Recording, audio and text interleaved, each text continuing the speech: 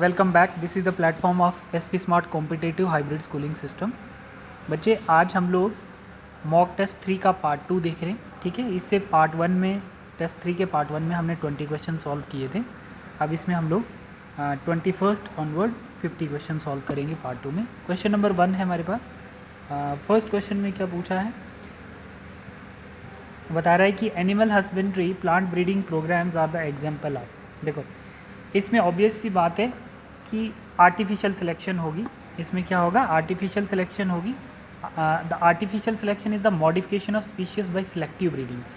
ठीक है, तो हम लोग किसी भी स्पीशीज़ में अगर मॉडिफिकेशन ला रहे हैं तो सिलेक्टिव ब्रीडिंग से करेंगे, डिज़ायरेबल जीन्स को इंसर्ट करेंगे। ठीक है, जैसे वो प्लांट्स हो या एनिमल्स हो, तो desirable characteristics are inherited by the aim of altering the genotypes and produce a new strain of RNA for a specific purpose.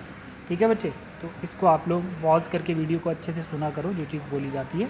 तो हम लोग एनिमल हस्बेंड्री में या प्लांट ब्रीडिंग में या एनिमल ब्रीडिंग में हम लोग क्या करते हैं बच्चे, आर्टिफिशियल सिलेक्शन करते हैं। आर्टिफिशियल सिलेक्शन का मतलब होता है कि हम लोग क्या करते हैं, डिज़ायर्ड जीन्स को इंसर्ट करते हैं। जो हमारा डिज़ायर्ड जीन होता है, ठीक है ना, तो उसको इंसर्ट करेंगे। तो जो जीन ऑफ इंटरेस्ट है उसकी मल्टीप्लाई करके, तो हम जिसमें इंसर्ट करेंगे तो उस होस्ट को हम लोग क्या कर देते हैं, ट्रांसफॉर्म्ड होस्ट कर देते हैं। और जो हमारा ट्रांसफॉर्म्ड होस्ट होता है बच्चे, वो हमारी आर्टिफिशियल सिलेक्शन होती है। समझ में आए? उसको हम लोग producing new strain of organisms कह सकते हैं फॉर अ स्पेसिफिक पर्पज़, किसी भी पर्पज़ के लिए हो सकता है। ठीक है, नेक्स्ट हमारे पास क्या आता है, pre historic man who give a proper buried to the dead for the first time was, that is Neanderthals। ठीक है, Neanderthal man with the brain size of 14 cc। इसका जो ब्रेन साइज था बच्चे कितना था, 14। क्रेनियल कैपेसिटी थी 1400 cc, 1400 cc। ठीक है, और ये ईस्ट सेंट्रल एशिया में है ना, between 1 lakh to 10,000, 1 lakh to 4 lakhs year back की बात कर रहे हैं। They use hide to protect their body and buried their dead. ठीक है, तो ये किसकी बात हो रही है, नीएंडरिथल मेन्स की बात हो रही है। ठीक है, इसमें क्रो मैग्निन नहीं आएगा और पिकिंग मैन भी नहीं आएगा और जावा मैन्स भी नहीं आएगा। Homo sapien arose in Africa and moved across continent and development into distinct race during ice age between, इसमें क्या आएगा, ice age between 75,000 to 10,000 year ago. ठीक है, तो आइस एज मीन्स क्या होता है बच्चे, homo sapien arose move across continent and develop into distance during the ice age between this. Modern homo sapiens arise pre historian cave art developed about 1800। है ना, जो केव आर्ट होता है बच्चे, केव आर्ट जो है develop about 18,000 year ago, 18,000 year ago. ठीक है, एग्रीकल्चर अराउंड, जैसे एग्रीकल्चर है, ये आइस एज की बात हो रही है। ठीक है ना, आइस एज का ये वाला आंसर होगा। बट एग्रीकल्चर जो है,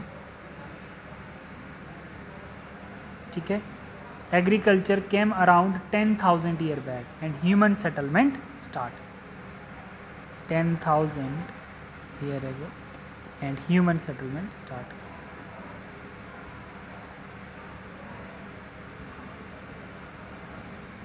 ठीक है बेटा, नेक्स्ट कह रहा है बच्चे, interferons are proteins in humans, they are secreted by. तो ये भी क्वेश्चन आपका बनता है कि इंटरफेरॉन है क्या। तो पहला पॉइंट प्रोटीन्स है।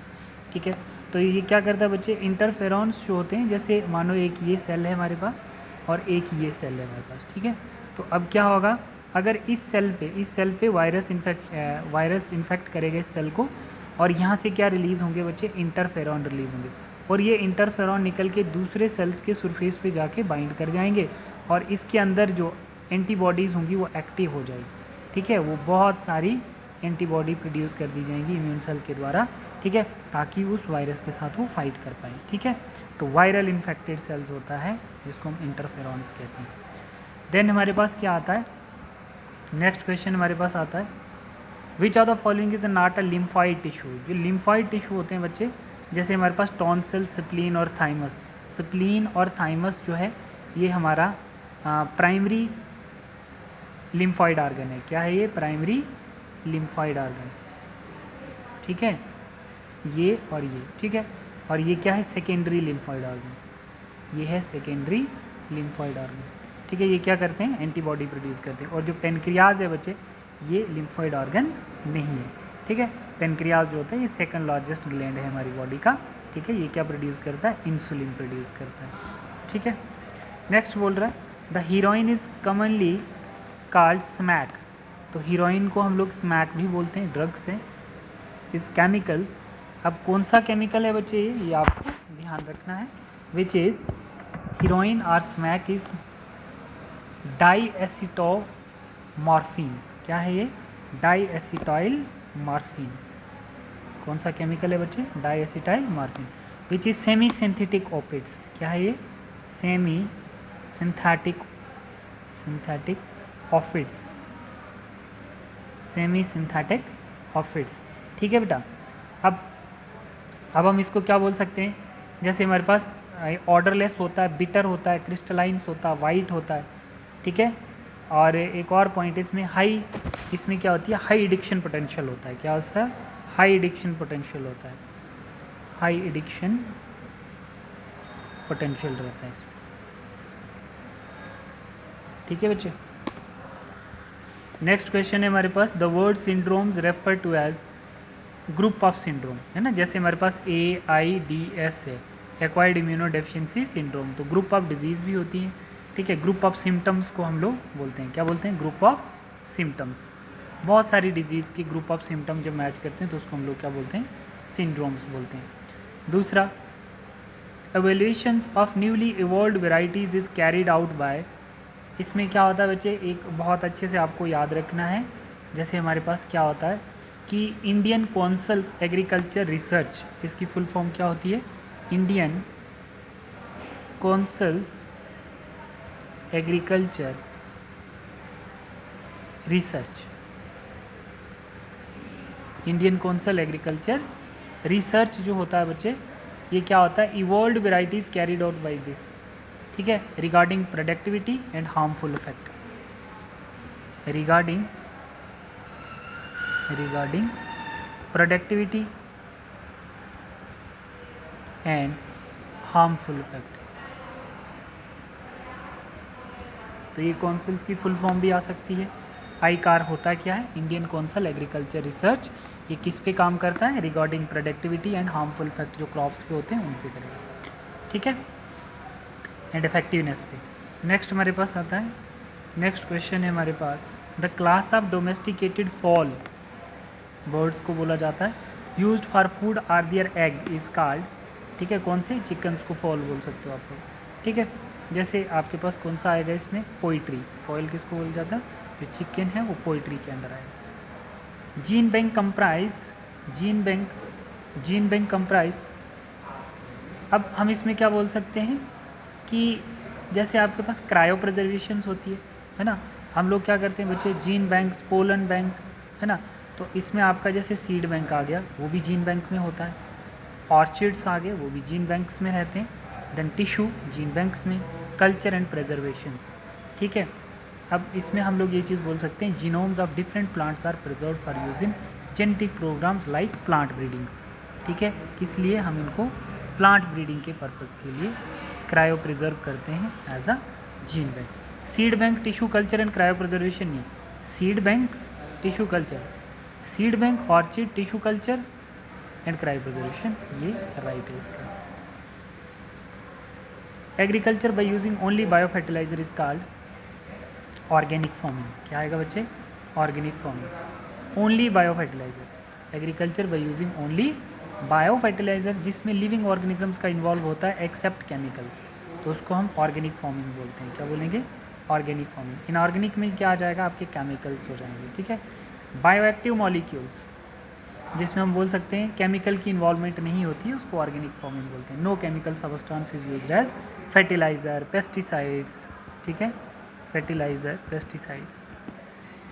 नेक्स्ट क्वेश्चन बोल रहा है, the bioactive molecule used in immunosuppressive agents, immunity, hyper immunity को सप्रेस करने के लिए ड्यूरिंग ऑर्गन ट्रांसप्लांट। क्योंकि हम जब ऑर्गन ट्रांसप्लांट करते हैं बच्चे, तो उस कंडीशन में हमारे पास क्या होता है कि हमारी बॉडी के सेल्स फॉरेन पार्टिकल्स को एक्सेप्ट नहीं करते हैं, है ना। तो उसको अपनी इम्यूनिटी को सप्रेस करने के लिए हम साइक्लोस्पोरिन्स A देते हैं। है ना. Microbes are not use to production of antiviral drugs and the production of inorganic fertiliser. ठीक है, इसका ये वाला आएगा. Extract from fungus. In which of the following microbes are not used extensively. which of the following microbes are not used extensively. देखो बच्चे, इसमें हम लोग कन्वर्टिंग मिल्क इनटू कर्ड, तो इसमें हम लोग माइक्रोब का यूज़ करते हैं, ये तो ठीक है, ये गलत हो ही नहीं सकता. फिर हम लोग माइक्रोब का यूज़ किस में नहीं करते हैं, एंटीवायरल ड्रग्स में. जैसे आपका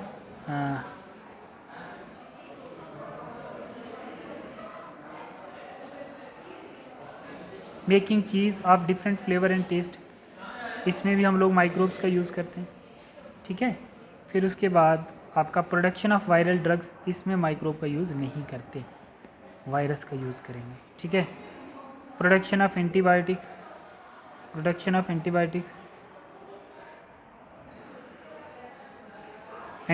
में भी माइक्रोब का यूज़ होता है. एज बायो फर्टिलाइज़र, इसमें भी माइक्रोब का यूज़ होता है. And then production of inorganic fertiliser, तो इसमें माइक्रोब का यूज़ नहीं होता. ठीक है. तो आपका ये वाला जो क्वेश्चन है 33 का, एक हमारा सी वाला पार्ट आता है और एक हमारा एफ वाला पार्ट आता है. ठीक है. सी और F, A part is the right answer. Next आपके पास आता है, in genetic engineering to cut DNA at a specific site the enzyme used as restriction enzyme. कौन सा एंजाइम? रिस्ट्रिक्शन एंजाइम यूज़ करेंगे हम लोग. बीटा गैलेक्टोसाइडेज लैकोप्रोन कॉन्सेप्ट में हम लोग क्या करते हैं, लैक्टोज को डाइजेस्ट करने के लिए इसको ऑन किया जाता है ना. डीएनए पॉलीमरेज जो होता है, ये डीएनए फॉर्मेशंस के लिए, आरएनए फॉर्मेशंस. रिस्ट्रिक्शन एंजाइम्स क्या होता है, पैलिंड्रोमिक सीक्वेंस पे क्या करेगा, कट करेगा as a molecular scissors. The cloning vector which is use to clone large DNA fragment is, क्या बोलेंगे, bacteriophage, lambda, cosmid, BAC, यैक.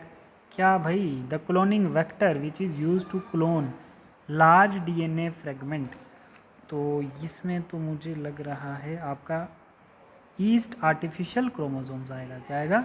East artificial chromosome is a vector choice use to clone a very large DNA fragment. ठीक है. Large DNA fragment होता है इन सब का. ठीक है. बाकी सब तो हैं क्या, ये क्लोनिंग वेक्टर ही हैं. कॉस्मिड, बैक, बैक्टीरियोफाज, लेम्डा नहीं है, ये और ये. ठीक है.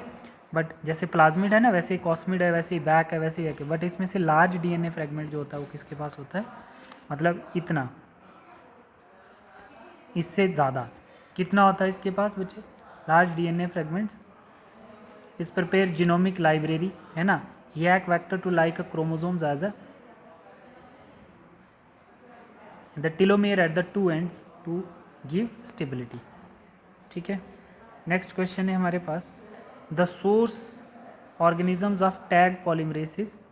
टैग पॉलीमरेस जो है एंजाइम है, पीसीआर रिएक्शन में हम लोग यूज़ करते हैं, और किससे, थर्मस एक्वेटिकस बैक्टीरिया से एक्सट्रैक्ट किया जाता है, जो डीएनए बनाने में हेल्प करता है. डिनेचुरेशन के टाइम में हमारे पास हाई टेम्परेचर पे जो सर्वाइव करता है. ठीक है.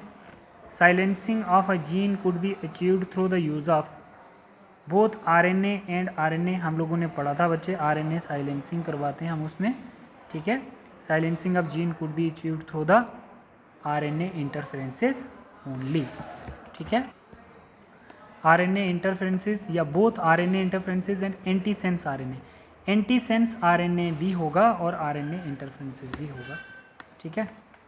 Gene therapy for the first time was clinically drone for gene therapy first time 4 year girls. ठीक है. तो वो आप लोगों को याद होगा, एडीए जीन. इसमें क्या किया जाता था, डब्ल्यूबीसी का जो उनको मैच्योर करने का जो था, है ना, तो प्रोड्यूस तो होते थे बट मैच्योर नहीं होते थे. तो जो एडीए जीन थी, एडेनोसिन डाईएमिनेज जीन जो थी, वो क्या करती थी, उनको मैच्योर करती थी, डब्ल्यूबीसी को. ठीक है. तो उसमें वो जीन एब्सेंट थी, एडीए जीन एब्सेंट थी, तो उसको बार बार हर वीक उसको क्या करना पड़ता था, उसको डब्ल्यूबीसी की जीन थेरेपी करनी पड़ती थी. ठीक है बेटा. Amensalism is an association between two species amensalism है ये बच्चे। Amensalism is the association between two species where, जहाँ पर क्या होता है एक स्पीशीज़ को नुकसान होता है और दूसरी स्पीशीज़ ना फ़ायदे में होती है और ना नुकसान में होती है। इसका मतलब एक स्पीशीज़ को लॉस है और एक जो है वो न्यूट्रल है। तो इस कंडीशन में हम लोग क्या बोलते हैं, जैसे इसकी एग्जांपल हम लोग क्या लेंगे बच्चे, one species is harmed and other species is unaffected, other species is unaffected. तो ये हो सकता है जैसे स्मॉल ट्री, ये जैसे स्मॉल ट्री और लार्ज ट्री की एग्जांपल आप इसमें दे सकते हो। लार्ज ट्री जो है वो सनलाइट स्मॉल ट्री के लिए रोक लेता है, बट लार्ज ट्री को कोई फ़र्क नहीं पड़ता, बट स्मॉल ट्री को अफेक्ट करता है, ठीक है, क्योंकि उसकी ग्रोथ रुक जाती है। A population has more young individuals compared to the older individuals. What would be the status of the population after some year? तो क्या स्टेटस होगा बच्चे, इट विल इंक्रीज। पॉपुलेशन क्या करेगी, इट विल इंक्रीज। कैसे, अगर मोर यंग इंडिविजुअल्स हैं compare to older individual तो ज़्यादा से ज़्यादा रिप्रोड्यूस करेंगे, it would will status of the population some year increase कर जाएगी। इकोलॉजिकल निश क्या होता है, इकोलॉजिकल निश जो होता है बच्चे, हम इसको बोलते हैं, ये एक फिजिकल पोजीशन है जहाँ पर functional role of a species within a community, ठीक है। तो ये वाला जो डी पार्ट है इसका राइट आंसर है, क्योंकि निश वो कहलाती है जहाँ पर फिजिकल पोजीशन फंक्शनिंग रोल के लिए और रिप्रोडक्शन के लिए स्पीशीज के पास बेटर है ना। फिर कहता है forest control droughts through retention of water. अगर हमें फॉरेस्ट कंट्रोल करना है ड्रॉट से तो हमें क्या करना पड़ेगा, रिटेंशन ऑफ वाटर, तो prevention of soil erosion, soil को स्लाइड होने से रोकना है और वाटर को रिटेन करना, ठीक है। देन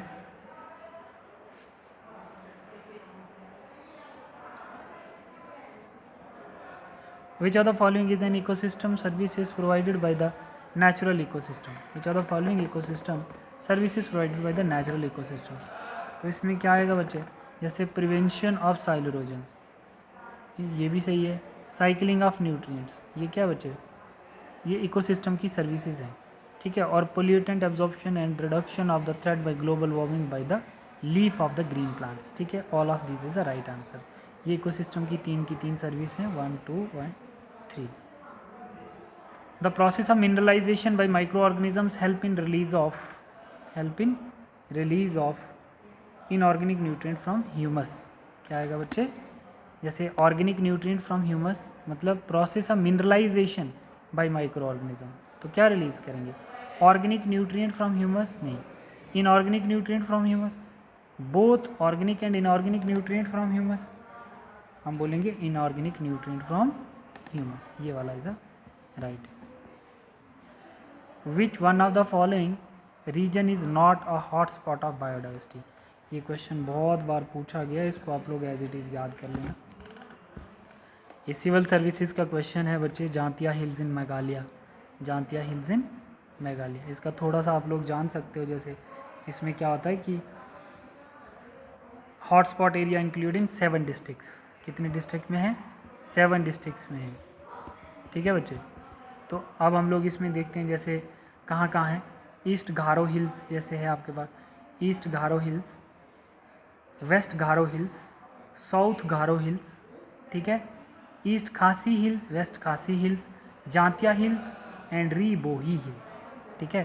तो 7 डिस्ट्रिक्ट में पाए जाते हैं और इनका क्या नाम है, मैंने आपके नाम बता दिए हैं, आप लोगों ने ये याद करनी है, ठीक है। फिर उसके बाद आपके पास आता है dash is not generally seen in biodiversity hotspot, तो क्या है बच्चे, मतलब जहाँ पर आपको बायोडाइवर्सिटी हॉटस्पॉट नहीं दिखते हैं वो कहाँ है, जैसे ग्रासलैंड, स्विट्ज़रलैंड, ठीक है, स्विट्ज़रलैंड्स में आप लोगों को, यहाँ पर आप स्विट्ज़रलैंड लिख सकते हो। Lesser interspecific competition, endemism, species richness, loss of diversity, ठीक है। तो ये कहाँ पर है बच्चे, आपका Switzerland. International union code of nomenclature conservation of nature and natural resource IUCN, international union for conservation of nature and natural resource, ये इसकी फुल फॉर्म पहले याद करना। इसका हेडक्वार्टर कहाँ पे है बेटा,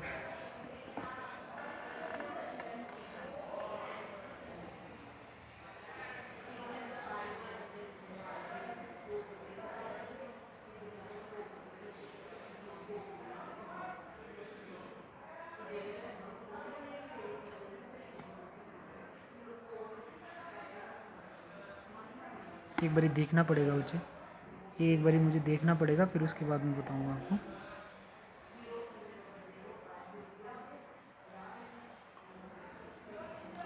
ये वाला है, स्विट्ज़रलैंड में इसका हेडक्वार्टर, ठीक है। According to the central pollution control board, the diameter of the particles that responsible for causing great harms to human health, कितना 2.5 माइक्रोमीटर्स,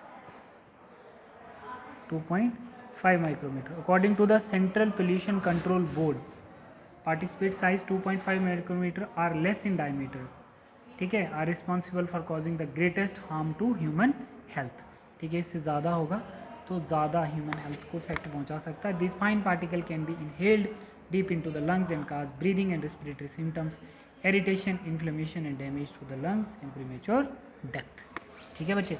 बोल रहे हैं the following represent the different trophic level of the food chains which one has the highest level of DDT deposition in the body, ठीक है। तो इसमें हम लोग क्या बोलेंगे, जैसे सी गल है ना, ये वाला सबसे प्रोमिनेंट एग्जांपल है इसका। सी गल जो है बच्चे, biomagnification is the increase in the concentration of compound in the tissue of organism as compound pass of the food chain, usually result of food intake. किसी भी जो डीडीटी होता है बच्चे, किसी भी ट्रॉपिक लेवल पे डिग्रेड नहीं करेगा, अपना जो कॉन्सेंट्रेशन है उसका डबल करता जाएगा हर ट्रॉपिक लेवल में। तो ये कौन सा है, seagull is the right answer. Acid rain बहुत बेसिक क्वेश्चन है। एसिड रेन जो है stone leprosy only, marble cancer and form run up, ये वाला इसका राइट आंसर है। मार्बल कैंसर ओनली या both marble cancer and stone leprosy, ये वाला ज़्यादा सही है, marble cancer and stone leprosy is right, ठीक है बच्चे। तो this is all about your mock test 3 part 2। Thank you. Next video में हम लोग मॉक टेस्ट 4 डिस्कस करेंगे।